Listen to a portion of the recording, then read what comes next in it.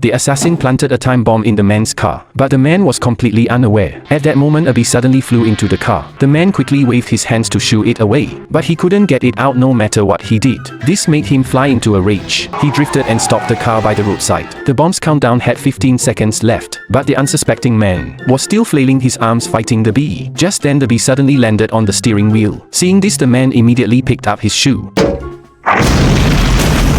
The distant assassin thought the mission succeeded. A smile appeared on his face. Unexpectedly, the man was unscathed. Seeing the assassination fail, the next day the assassin drove up to the man again. He shot and pierced the man's fuel tank, but the man noticed nothing wrong. He accidentally pulled out the cigarette lighter. He threw it out of the car without thinking. The next second, the ground instantly burst into flames. The assassin drove straight into the fire. Fortunately, he jumped out in time, narrowly escaped with his life. Consecutive failed assassinations made the chief very unhappy. He ordered the assassin to finish the task quickly. The assassin asked the top-performing colleague for help. At this time, the man had arrived at the gas station. The worker noticed the hole in the fuel tank, but the man didn't take it seriously. The worker plugged the hole with chewing gum. The man went aside to style his hair. Little did he know the assassin behind was ready. He poured poison on a handkerchief, then quietly approached the man, only to have the next second.